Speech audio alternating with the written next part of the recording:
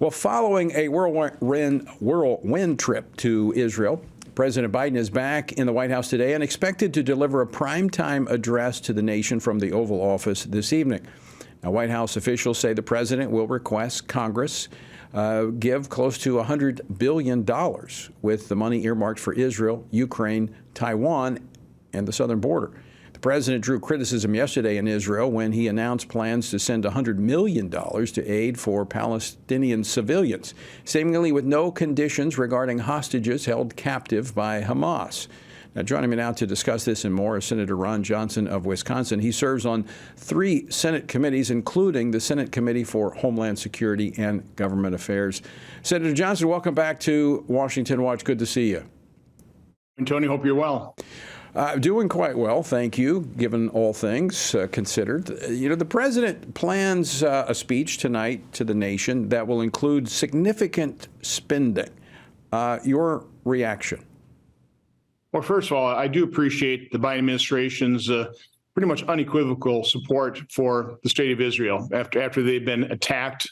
It was a barbaric slaughter. I mean, there's no other way of laying that out. And what the civilized world has to do is they have to rally behind Israel and defend its right to defend itself and also hopefully destroy Hamas.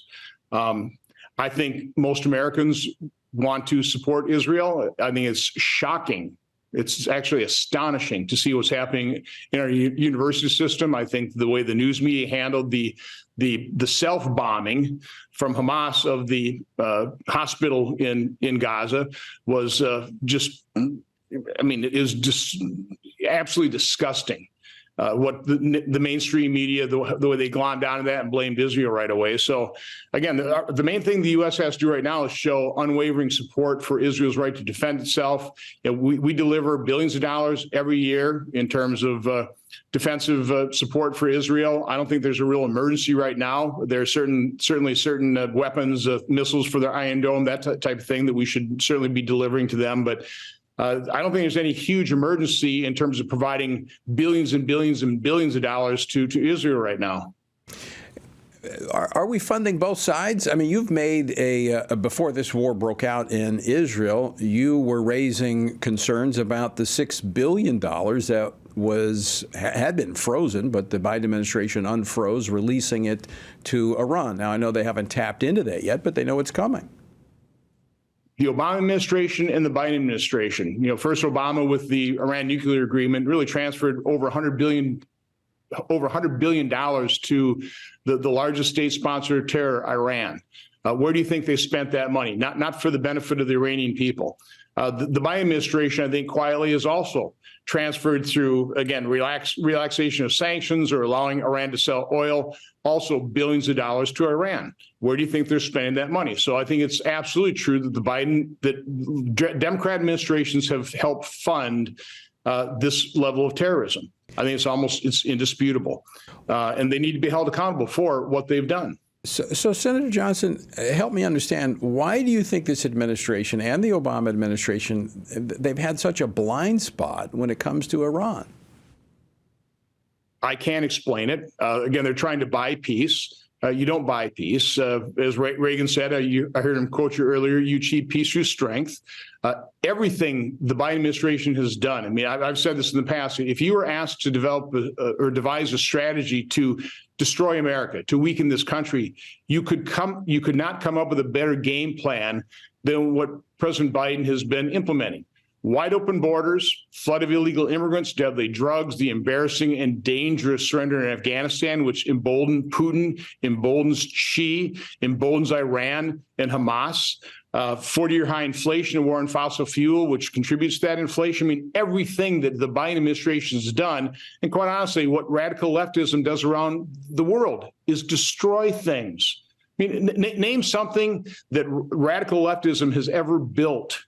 It just destroys. And yet, unfortunately, because our universities are chock full of radical leftists, our news media is, Americans just are not aware of the extent that radical leftism has infiltrated every institution of this country and is literally causing America to be circling the drain here. We've got to wake up fast.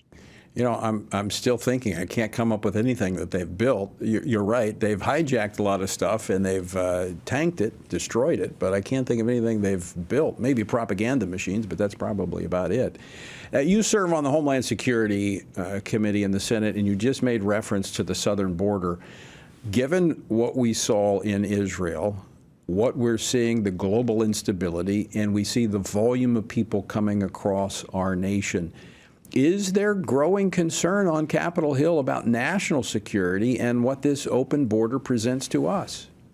Well, it has been on the Republican side ever since the Biden administration opened our borders.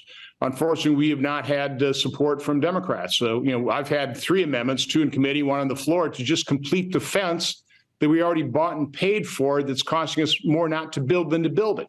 And every Democrat, I think, except for Joe Manchin, voted against that funding or against building that wall.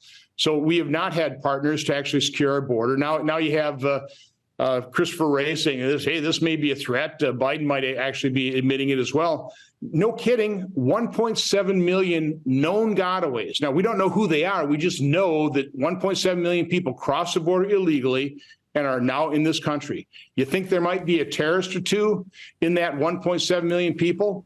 Over 150 nations have been represented by people coming to this country illegally. We've got hundreds of people on the terror watch list. This has been and is an enormous national security threat. And yet, old Secretary of Homeland Security, Mayorkas, says, well, it's not really a crisis. It's not a problem. It's a challenge.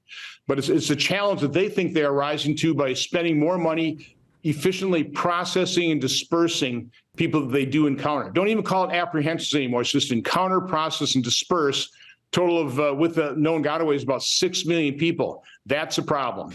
Senator, I think it's very significant in that the policies of the administration, if you turn yourself in, they just give you a sheet of paper and give you a court date maybe 6-8 months later, and they let you go into the country.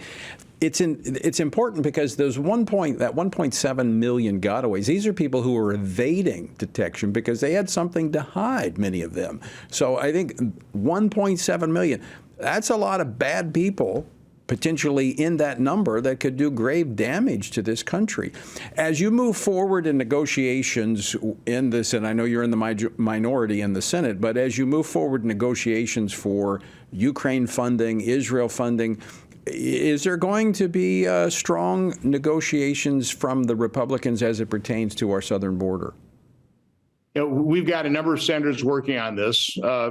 And my advice to the group that's working on this is do not negotiate border security away. We can't have half measures. The House passed H.R. 2, which is a strong border security bill.